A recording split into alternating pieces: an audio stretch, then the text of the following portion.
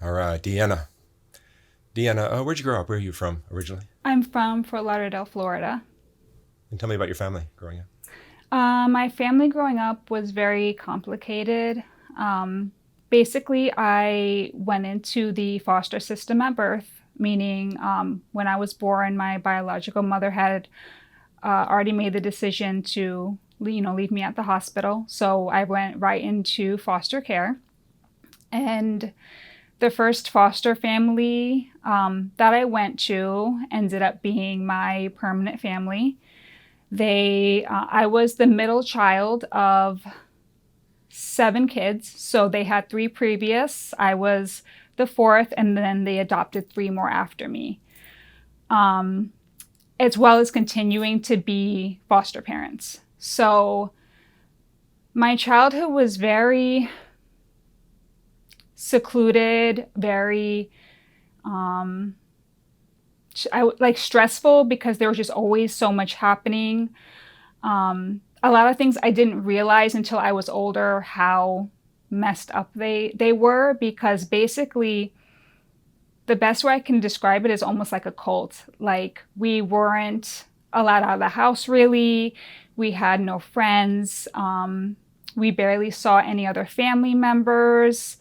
We were just kind of like kept in the house at all times with our brothers and sisters and like any other foster children that were constantly coming and going, coming and going. I would say that my adopted mother pretty much, we had, adopted mom and dad, but I would say my adopted mother pretty much ran the show. My adopted dad owned a flower shop, so he had his own business, so he wasn't home a lot, especially during the day. So we were home with her all day, and she never worked a day in her life. And basically, she would sleep all day, and we would have to kind of look after our brothers and sisters and, the other foster children. And I don't remember a lot of my younger years. I do know that I was their foster child for a year, and then they decided to adopt me when I was like 1 year old. My adopted mother was kind of like a borderline hoarder. So there was just clutter everywhere. I would say the first 10 years of my life, I didn't even have my own bedroom because it was so full of clutter. There was no room for me to be in there. And she had like these dogs, and she wouldn't walk them. So there was constantly feces and pee everywhere. And so the house it stunk, to high heaven. To this day, like, if I smell that, it triggers me. And so it was just very chaotic.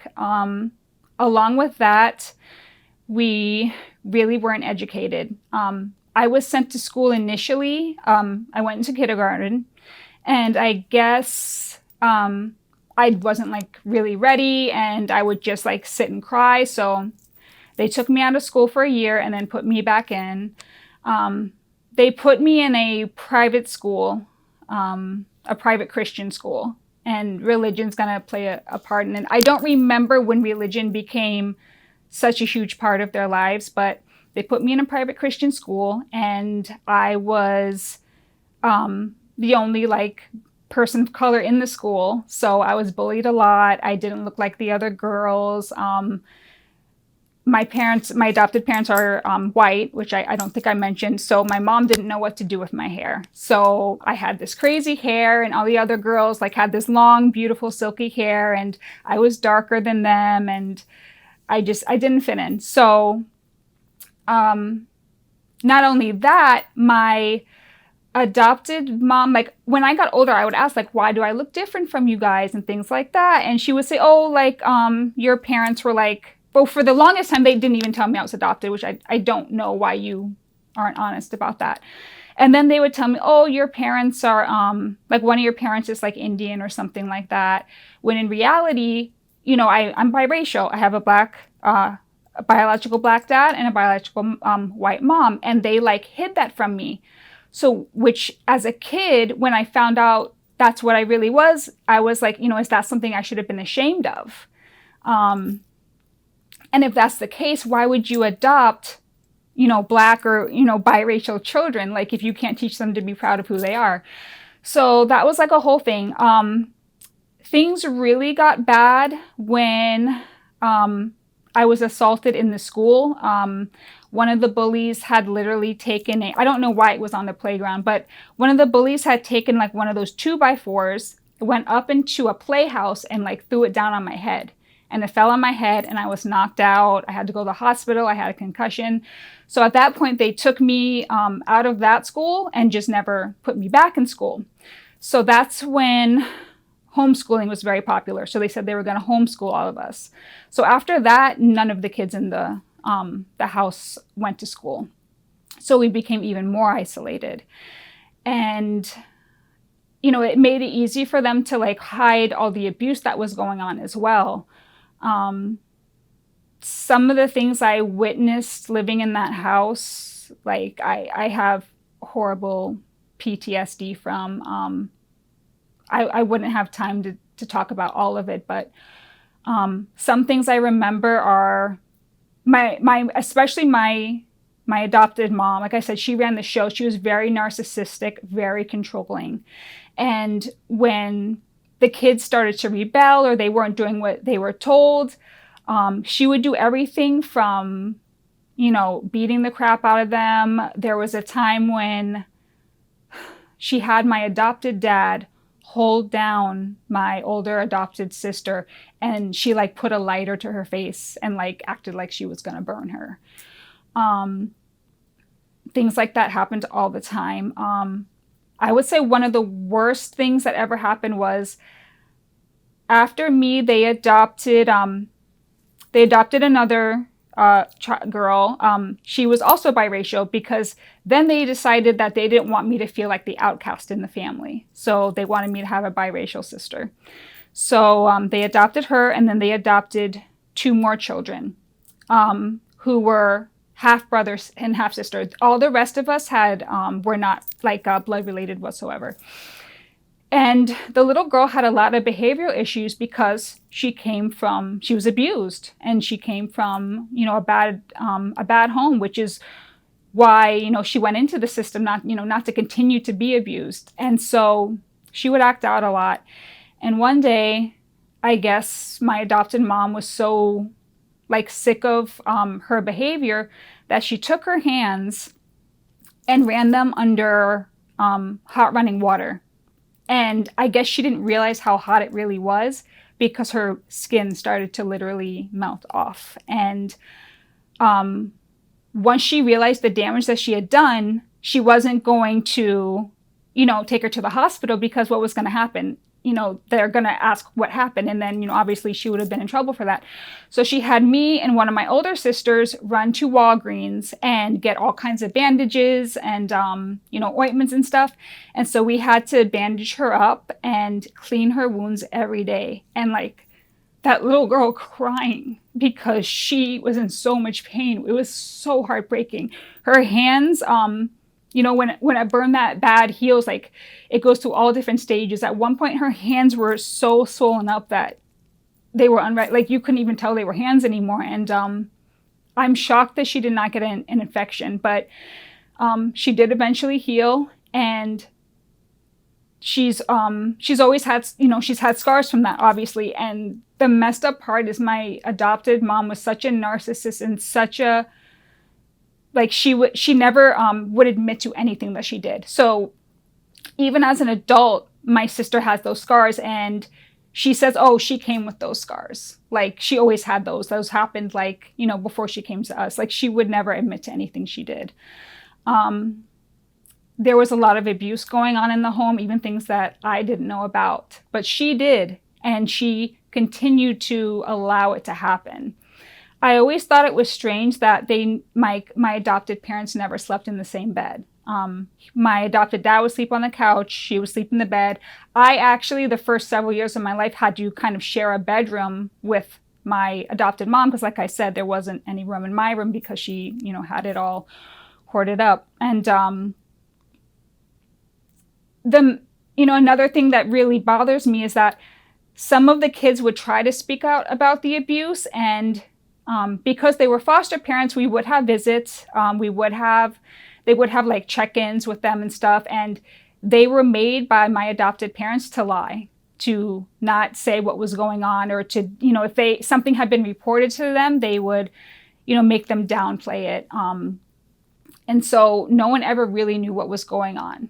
And then my parents got into church, and the church, once again, because my mom was such a narcissist, she always had to, when we would join a church, she had to feel special. Like, she loved that she had all these adopted kids and foster kids, because people looked at her like, oh my God, like, look at this amazing person who's helping these kids and giving them a better life and everything like that, because they had no idea what was going on in the home. And so, she would always have to be something specific in the church, like a Sunday school teacher. And she would always want to have like a key to the church and things like that. And when, like, some churches, that was fine, like they were fine with that. And then there were other churches that kind of saw through her, and they wouldn't give her all these privileges. So as soon as she stopped feeling like she was being treated like she was special, we would have to leave and go to another church.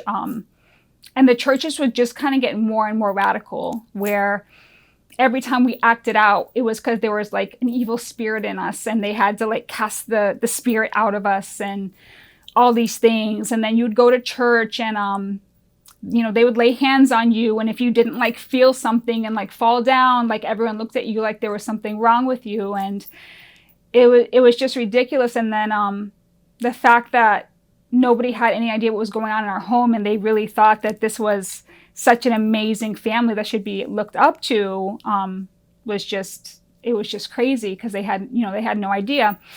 Now, mind you, because we didn't go to school, we didn't have any friends, I had such horrible social anxiety, because I didn't know how to act around kids my age. So I felt like I kind of got bullied a lot in church, and I never felt like I belonged. And even in church, like, we were watched by my parents every second. So even if I tried to kind of go off with the other kids my age, like, I would get called back, like, no, you can't, you can't be with them. You need to be where I can see you. And, and I'm at this point, I'm like, 12, 13, 14, and up, and it was embarrassing. So I just felt so isolated. So I got to the point in my life where I wouldn't talk. Like, I didn't talk to anyone. I became very quiet, very withdrawn, because I figured if I don't talk, I can't say the wrong thing and no one can make fun of me, because I truly didn't know how to socialize. And so that was kind of like how we grew up. The homeschooling thing, just, we really were not educated. The only reason I even knew how to read is because of being taught at the time I was in school. My younger siblings, they couldn't read for the longest time, because my adopted mom literally just didn't care. She slept all day, got up around 1 o'clock to watch soap operas. My adopted dad was working all day, like I said. And so it was just a very lonely, chaotic childhood, basically. The abuse you've described is mainly for your siblings. Yes. Was there anything that was directed at you? Not a lot of it, because I think I was so scared and so timid that I never rebelled. Like, they had no reason to really abuse me. It was the ones that would kind of like rebel and act out. I would get, put down a lot. I would get called names and things like that. And whenever another thing that really bothered me is, as I got older, it's natural to want to know where you come from. And so I would ask my adopted mom, like, do you know anything about my mom or my dad or anything? And instead of like trying to help me or like encouraging me to find out where I come from, she would say, well, haven't we been good enough parents to you? Why do you want to know that? She left you at the hospital. Why do you care? So I learned to just stop asking. And I think just because I was always shut down and never taught to like be proud of who I was or anything, like I literally just became like depressed, and I would stay in my room as much as possible. Like I think I spent most of my childhood and teen years just in my room all alone, unless I had to, help with the children. And so I've never been a person that had like good self-esteem or self-worth or felt confident, because I was never, taught to be. And I was basically taught to kind of be ashamed of who I was.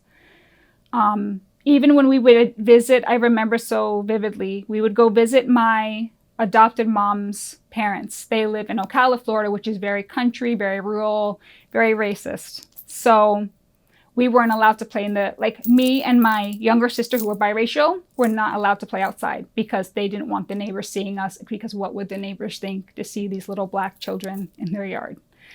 So basically we were just raised to not feel good about ourselves or anything. So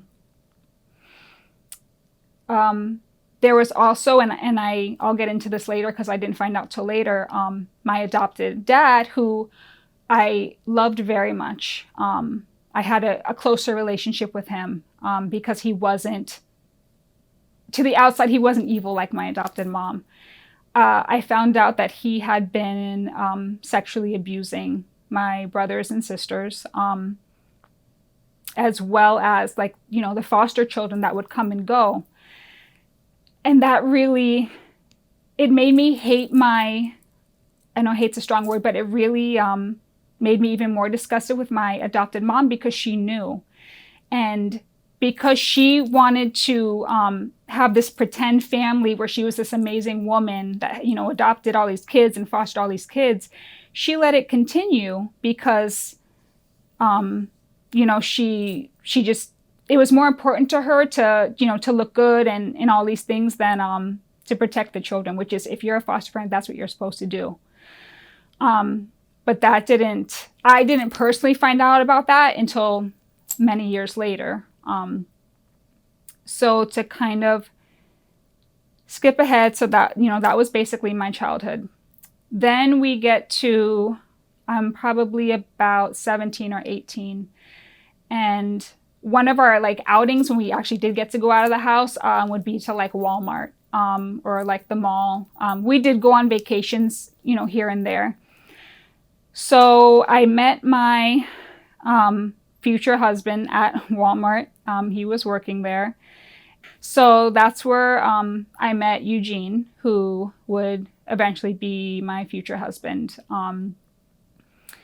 We started like chatting, and I snuck him my phone number, and I would basically like sneak on the phone to call him, because we weren't, dating was out of the question. Talking to boys was out of the question.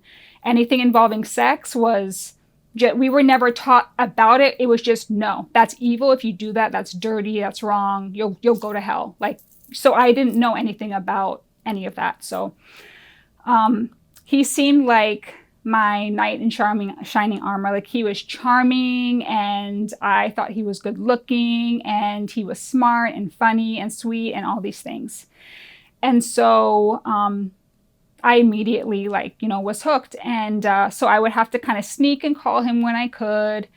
And then eventually, by then I was kind of turning 18. And the thing with my adopted mom is, as controlling as she was, when we got older and really, she knew she couldn't really control us anymore, she would kind of lose interest in us, honestly, and kind of like let us do our thing.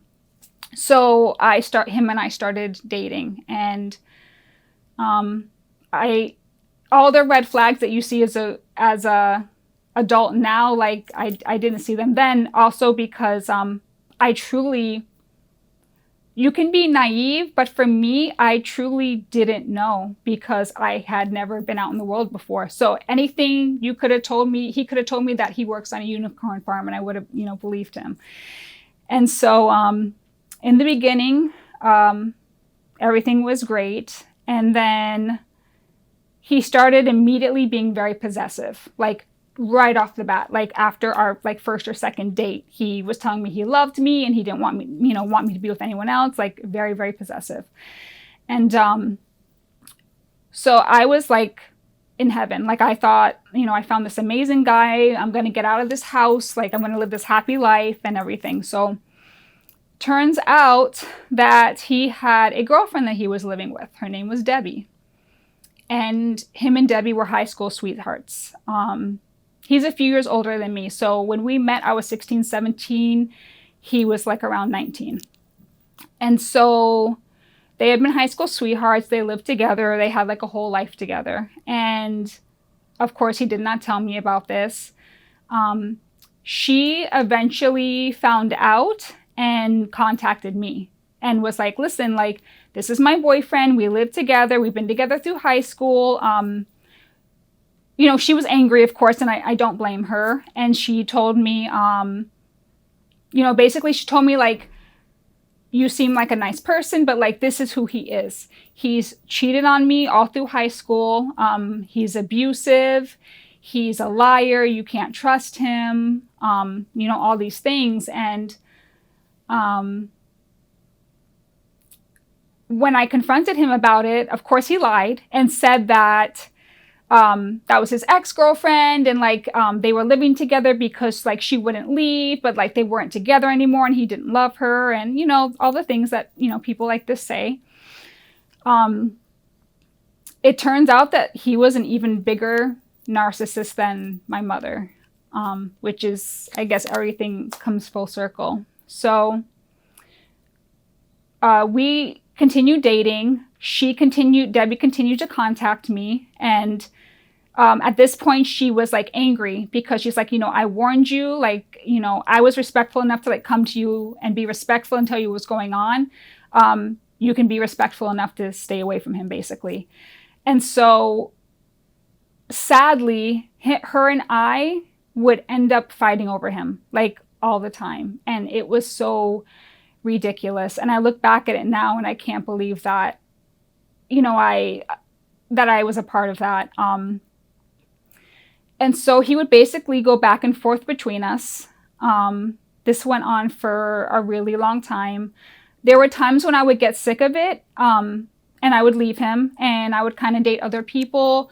But the thing you have to understand about narcissists is that they're very charming and they're very manipulating, and they can make you, believe anything that they say. So he would come back with more promises, and I would take him back and we would get back together, and it would just be the same cycle over and over again. Eventually, Debbie got pregnant and they ended up having a son together. And that really, really broke my heart because at that time, I was starting to like realize like, this is a game. He's not going to change. If he really wanted to be with me and get out of this relationship, then they would not be having a kid together.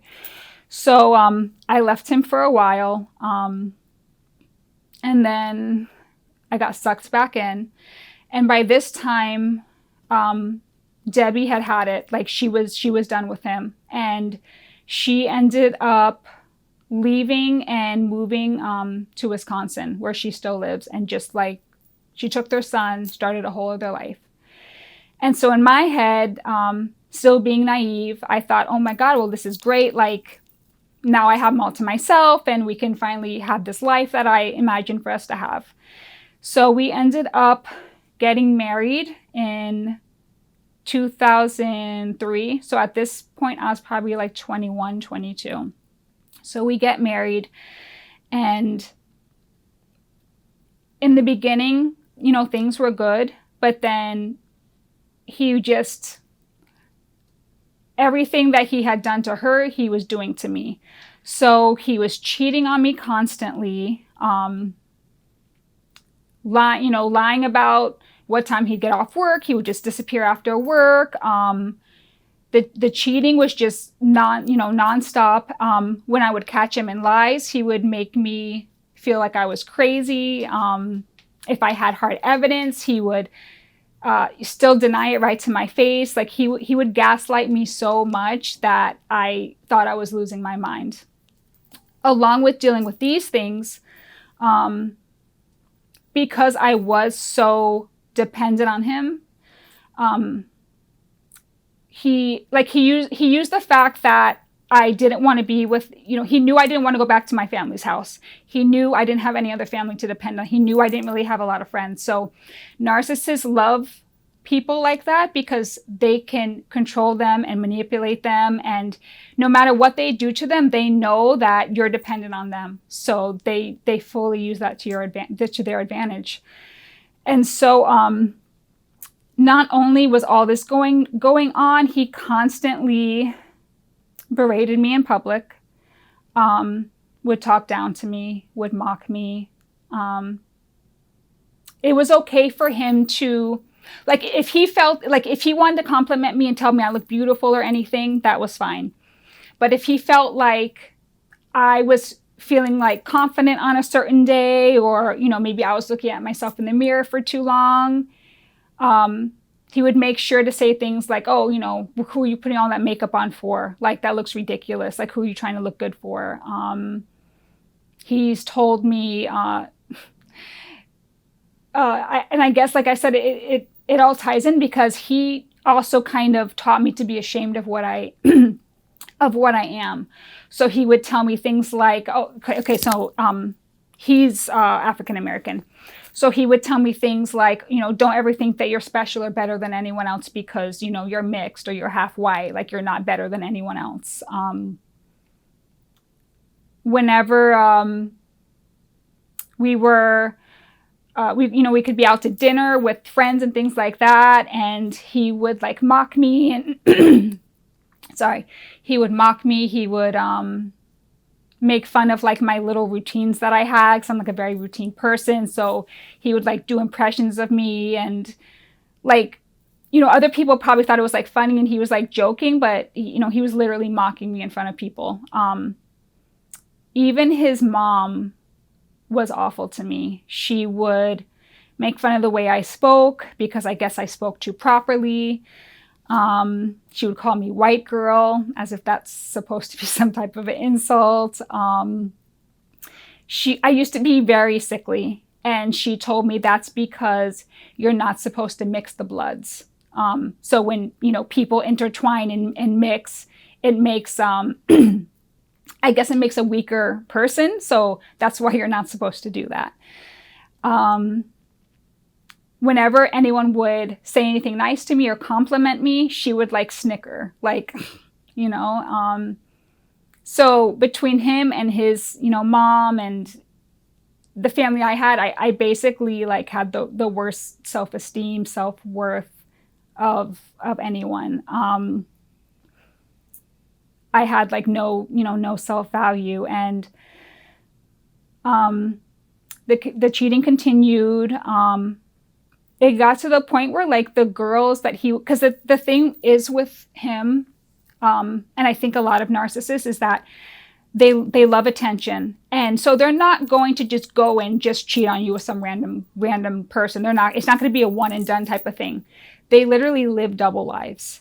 And so he would, just like he did to me, he would tell these girls that he was cheating on me with, like, I don't really want to be with her. We're going to separate. You're the one I want to be with. So he would like manipulate them, and then they would see that, he wasn't going to leave me, and then they would go crazy and start harassing me.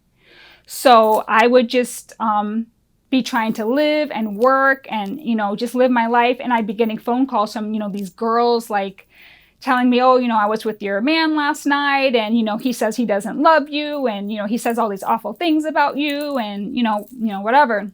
So I was constantly being harassed by all these women that he had manipulated. So I was not happy in life. I was miserable and full of stress and anxiety constantly. By this time, I had a little bit, I'm sorry, let me backtrack. A little bit before we got married, I had gone back to the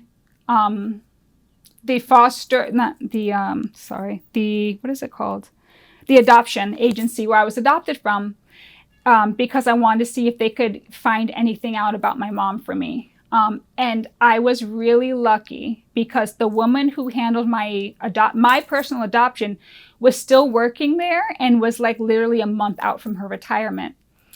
And so she spoke with me and she said, I can't tell you anything personally, but what I can do is I'll take down your information. I do know who your grandmother is, and I will try to contact her.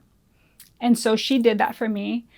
And so after that, my mom ended up reaching out to me, and I was so excited. I was so happy. And she lived in Lake Placid, Florida, which was about three hours from where I was living. And so we made arrangements like a week or two later for me to go out there and meet the family and spend the day with them and everything. And so me and Eugene went, and I got to meet her. I got to meet my grandparents, a half sister, my aunt, my cousin, a few other family members.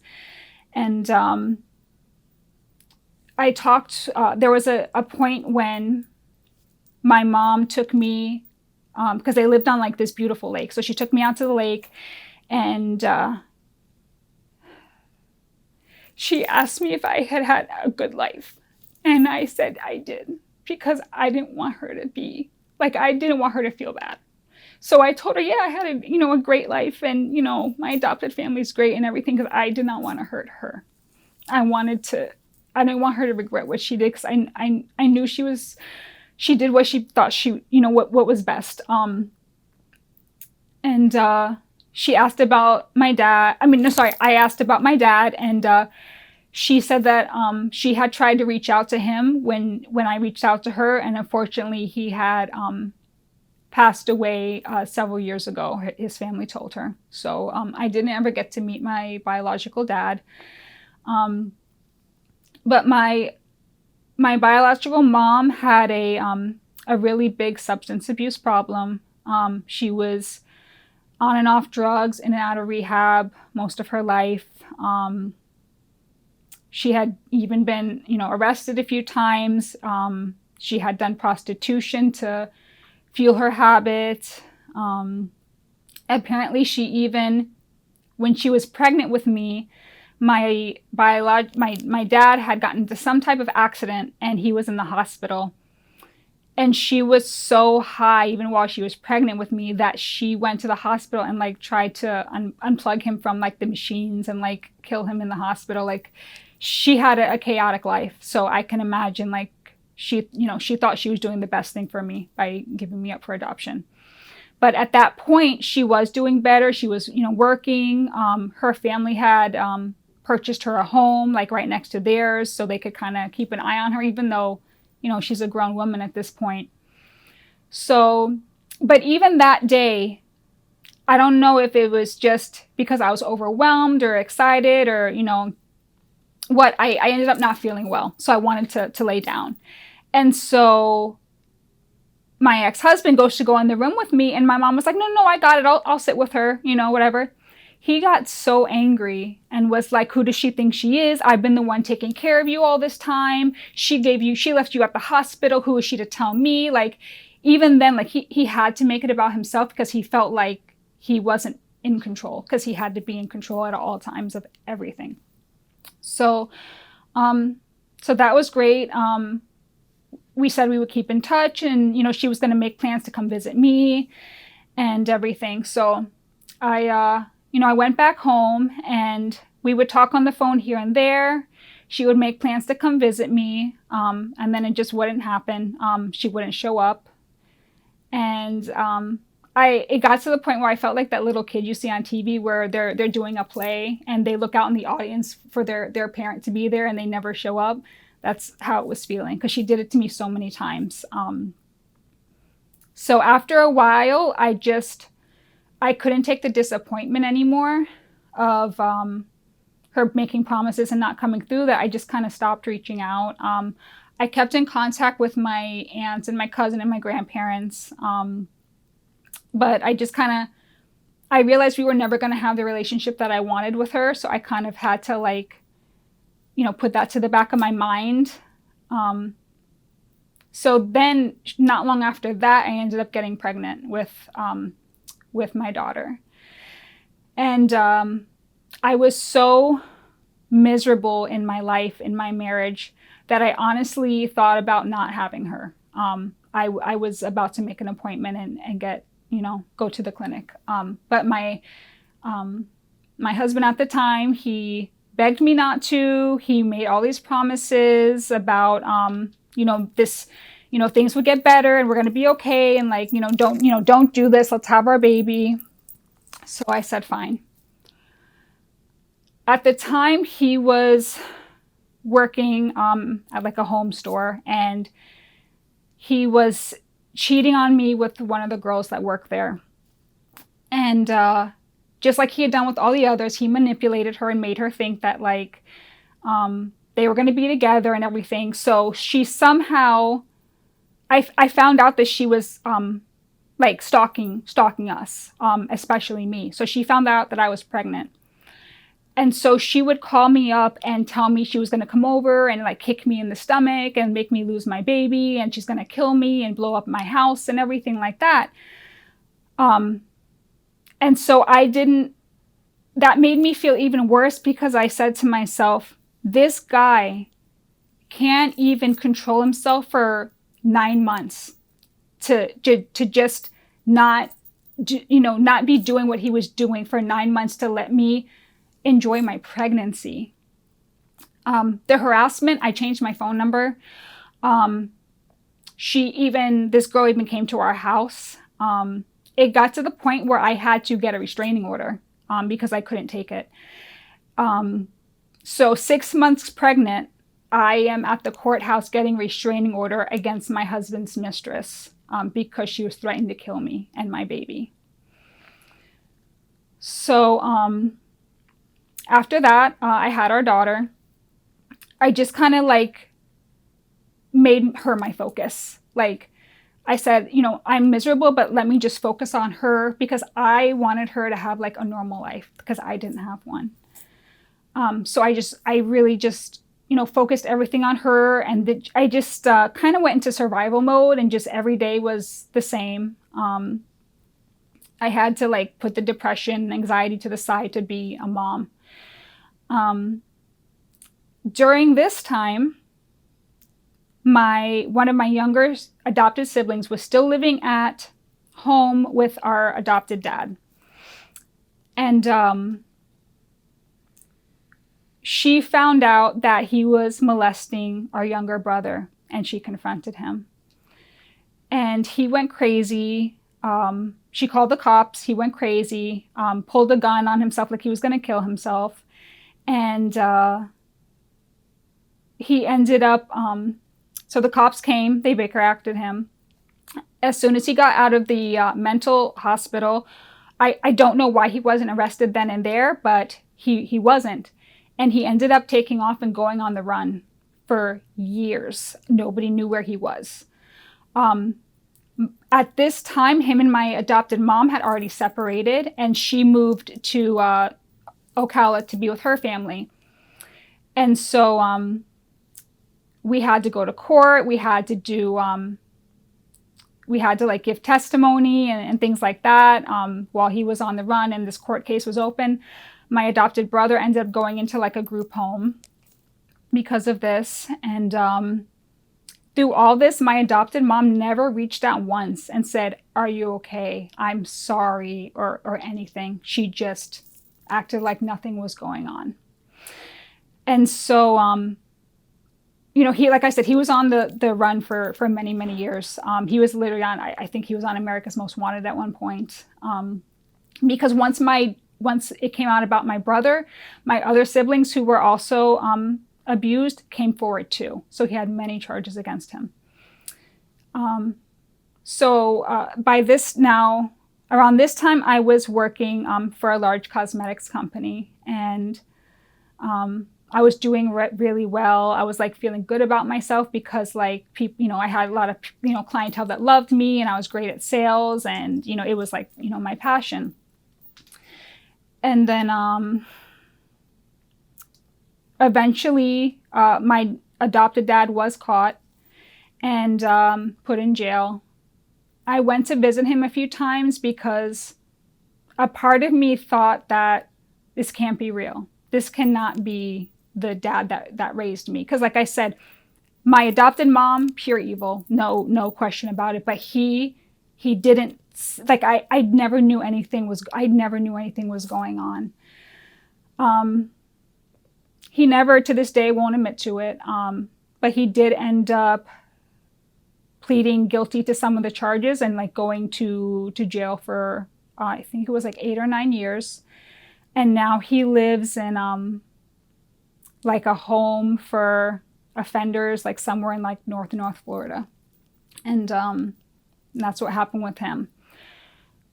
My adopted mom eventually, I think I saw her maybe once or twice after that. She wouldn't talk about anything. She still never admitted to anything, and that's fine. She, about 2 years ago, she actually passed away from COVID. I hadn't seen her in many, many years. And I know this sounds awful, but I wasn't that sad because I just felt like she let so much happen and she did so much herself and she never paid for any of it or took responsibility. So, many, many years went by and I was raising my daughter and I was still miserable.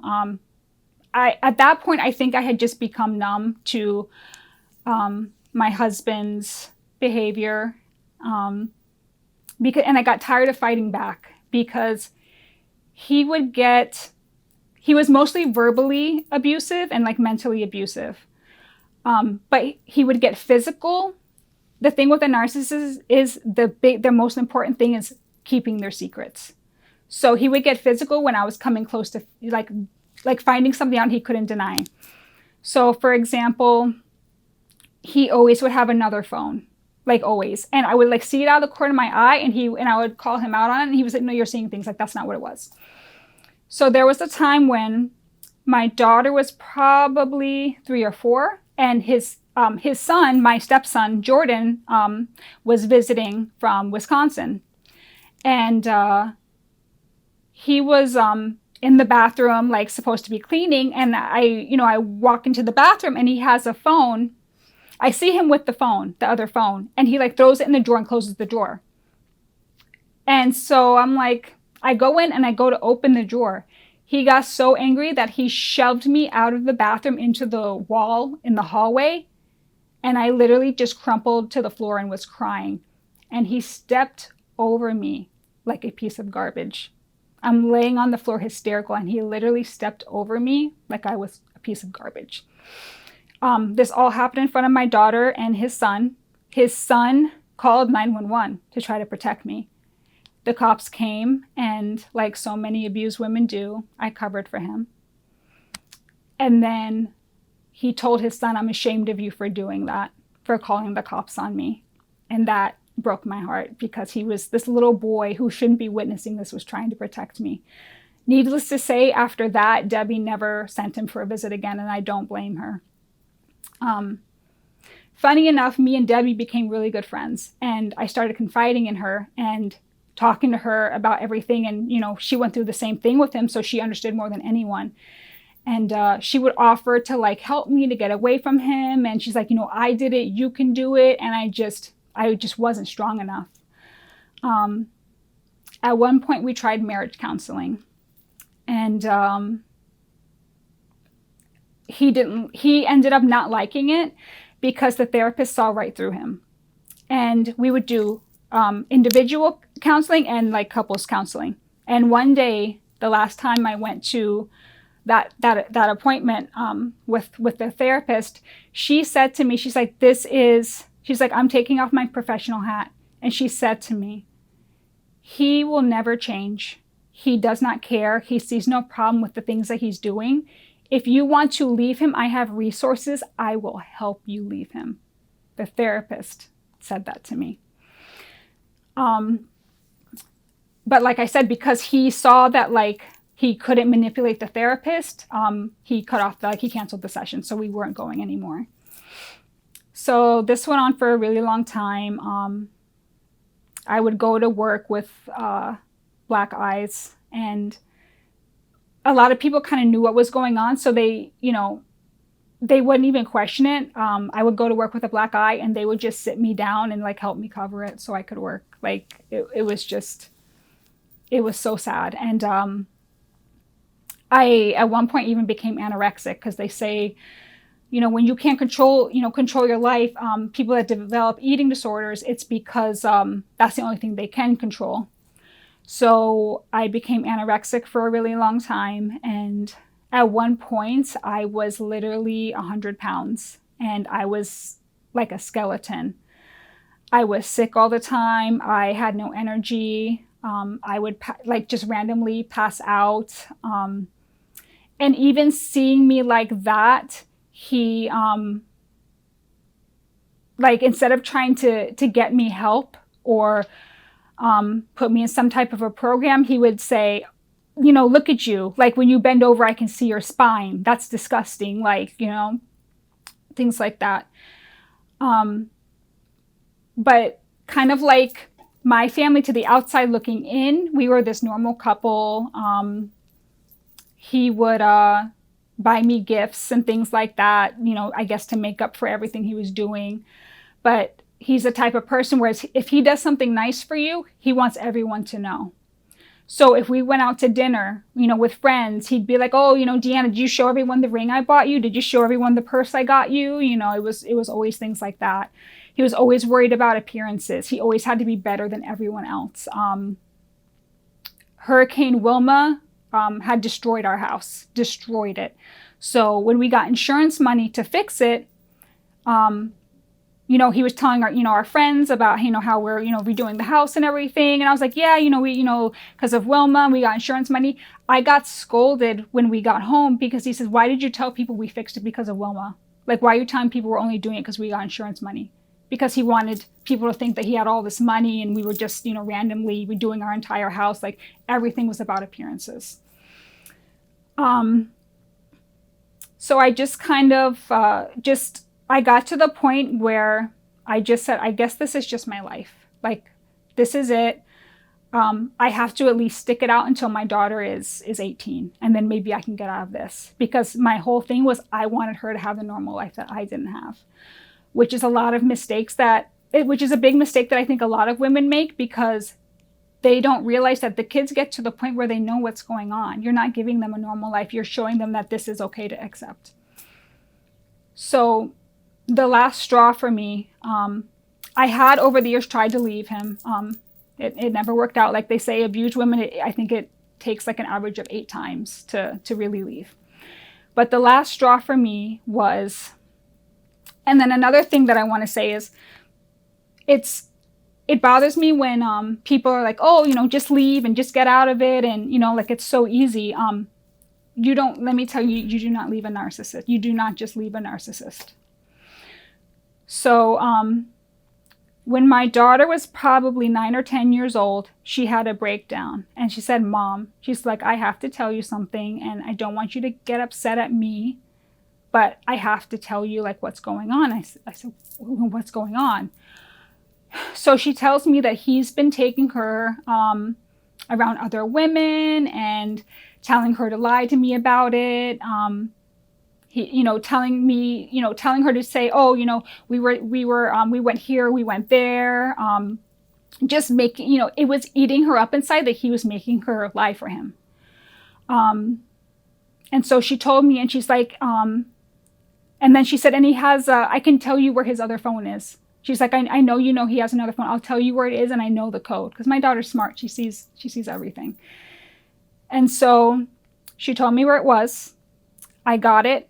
And I knew if he caught me with it, it would be like, I wasn't going to deal with, I didn't want to deal with what he would do if he caught me with it. So he was home at the time. He was doing like some work outside. And so I told her, Mommy is going to take a drive. I will be right back. So I got in my car and I drove to like some parking lot. I went into the phone, and the things I saw on that phone were just vile. Like the things he was telling other women, there were times when he said he was literally at a funeral and he was at a hotel room with another woman. He he would take, pictures of, their sexual acts. Like I could not believe what I was seeing in the phone. So he finally realizes that I'm gone, and he calls me and he's like, where are you? And I said, oh, I'm sitting in the parking lot. And at this point, I think having concrete proof kind of made me stronger, because he couldn't tell me anymore, like, oh, that's not happening, that's not what's going on, and everything. So I said to him, I'm in the parking lot looking at your phone. And he's like, what do you mean my phone? I'm like, your phone. And he got real serious. Like, he would be so cocky, and then he got real serious. He's like, well, you don't know the code. I said, yes, I do. And I told him the code. He immediately called the phone company. And as I'm holding the phone, it clears out. He wiped the phone. He called and wiped the phone. But I had already made sure I took with my phone. I had taken pictures. I had sent myself stuff. So, whatever. So I go back home and I tell him, I'm like, listen, I said, I don't care that you wiped the phone. Like, I want you to know that I'm done. Like, I mean it this time. This is over. I'm done. You brought our kid. I said, I could deal with the things that you're doing, but the fact that you brought our child into it and made her lie to her mother, I said, now I'm done. I said, because the only reason I'm still with you is because I wanted her to have a better life. So he ended up getting mad at my daughter, mad at our daughter for telling the truth, because they don't like the truth to come out ever. And I tried to take her and leave, and he held me hostage in the house with her. He took away the car. He took my car keys. He took our phones. He took her iPad, and he would not let me leave. So I ended up having to, stay the night. And the next day he went to work, and I called him and I said, just so you know, I'm not, this is serious. Like, I'm done. Like, I don't want to be in this anymore. I'm done. And this was when things really got crazy, when he knew, we were done. So he knew I was serious. And so I had friends that were kind of trying to help me, and he started stalking me at that point. So I guess he must have had either a tracker on my phone or in the car or whatever. So one day I wasn't answering his calls or anything, and he went to where I was, and when I came out into the parking lot, he had been sitting in my car, because he had a key to my car. So he was sitting in my car in the dark, and when I got in the car, he started screaming at me. So I jump out of the car, and he's literally attacking me in the parking lot.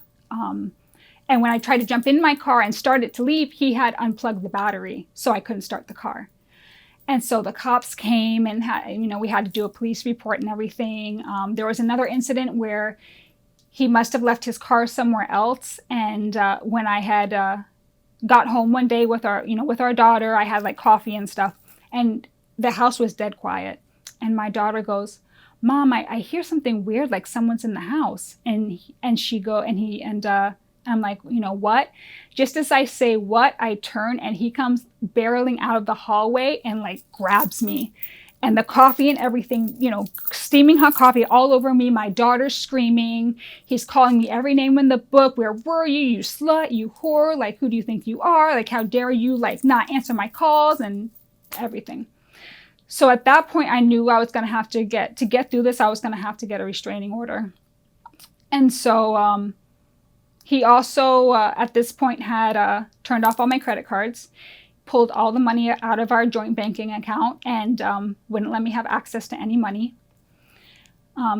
So I had to, I felt like I was preparing for a storm, which I literally was. So before he had done that, I went and bought everything we would need for the house, because even though I was working, he made a lot more than me. So I was dependent on him, and he knew that.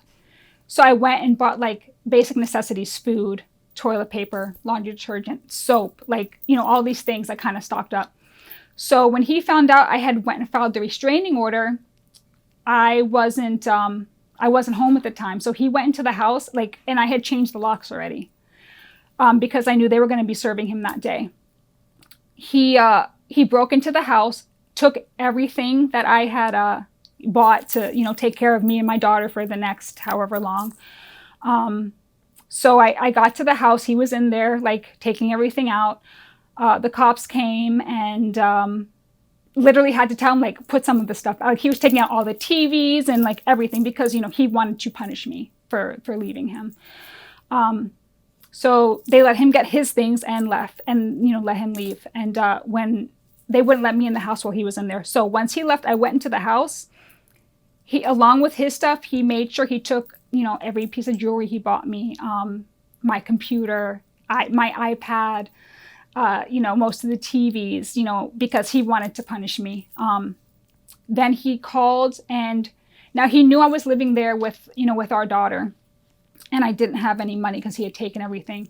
He turned off our power. He turned off our cell phones. Not only turned off our cell phones, but called and reported them stolen so that I couldn't go and get them turned back on. So I started having doubts, like, is this really worth it? Like going through all this to be free of this person. So I ended up calling attorneys, and most of them, when I told them my situation, their answer was, well, how are you going to pay me then? Like, you don't have any money. How are you going to pay me? But I eventually called this one attorney. His name was actually Mark Bain. And he took the time and listened to my story and gave me advice and told me, like, if you can get together even this amount of money, I'll start the paperwork for you. So we ended up doing that. The divorce was, it was hard. He fought me on everything, every step of the way. But eventually I did make it through it, and we got our divorce. And eventually I did drop the restraining order, and I tried to kind of like co-parent with him. And because he wasn't, like he doesn't like being told what to do. So he wouldn't keep up with like the schedule, like, the visitation schedule and, everything. And so I tried to like co-parent with him. And we would have times when we would get along, and then times where he, once again, would just be verbally abusive and nasty. And I even tried taking him to a therapist so we could learn to so we could talk calmly in a safe place with a mediator and learn how to co-parent. And even that therapist, after a few sessions, said, don't bring him here anymore. He doesn't get it. He doesn't want to change. There's no point. So just, stop. So that was basically in 2016 when we divorced. And it's just, it's been me and my daughter. And I'm in a relationship now that, and the person like loves me and supports me and everything. And it's taken a lot of therapy to work through like everything I've been through, and to learn to like, forgive myself, and to forgive, like, you really do have to learn to forgive people that aren't sorry. You have to accept that you're not going to get a sorry. You have to just forgive them and move on with your life. And so that's, kind of where I'm at now. I've had to, after my divorce, my credit was destroyed. I had nothing. I had, barely anything. And I've rebuilt my life. I help run a business. I have my own business. I just bought my first brand new car on my own, which I was just, for most people, that's not a big deal. But for me, like, I never thought I would get to that point where I could do something like that on my own. And our daughter is 16 now. And unfortunately, she doesn't really have much of a relationship with him. And that's taken a toll on her as well. So like, all I want to do now is just raise her to, my focus now is just, to continue to improve our lives, and to raise her to love herself and, know how valued she is, so she doesn't have to end up like me and think that that's what she has to settle for and accept. And that's where I'm at. Did you feel like the childhood you had is kind of what set you up for being Yeah, absolutely. Absolutely. Vulnerable to Because, this? yeah, because like I said, like my adopted mom was, was a narcissist, and my, so like being with him, like it kind of was like I was used to that. I was used to that treatment. I was used to being put down and not made to feel good about myself. And then the fact that I really at that time wasn't educated and I had no family to fall back on, like I had no, like I felt like I kind of had no choice but to stay in that situation. I also I should have mentioned this before. My biological mom, after not speaking to her for years, uh, I got a phone call at like 3 in the morning one day. And when I saw who it was, my aunt calling, I already knew why she was calling. My mother had, at like 55, 57 years old, she had overdosed and passed away. And I found out later, and it really broke my heart because she was on methadone. She was trying to get better. But I guess when you're on methadone, it's hard to get high. So she was just still trying to get high, and she just overdid it, and she passed away. And that really took a toll on me as well. Unless I never got to have that relationship that I wanted to have with her. But I forgave her because I knew that, addiction ruins people and it takes precedence over everything. And I know that she wasn't like that because she wanted to be. It's because she couldn't stop. And I've had to like accept that and know that like it wasn't my fault. And like you had said, like I do feel like my childhood didn't make me end up in that situation, because when you think about it, my own biological parents didn't want me. The parents that chose to adopt me abused us and treated us like garbage and taught us to be ashamed of who we are. And then, my ex-husband, like he treated me the same. So I'm like, this is just, I was like, this is just my life. Like, I'm not a valuable person. I'm not a beautiful person. This is all I am, is someone for people to walk on and abuse. And that's just who I am in this world. And for a long time, I accepted that. Is it changing now with your new relationship? It is. That's great. It is. And lots of therapy. You deserve it. Thank you. You deserve Thank you. You deserve to be happy. Thank you. I'm trying. All right, Deanna, thank you so much for sharing your story. Thank you. Thank you for having me. Very interesting. Thank you. Thank you.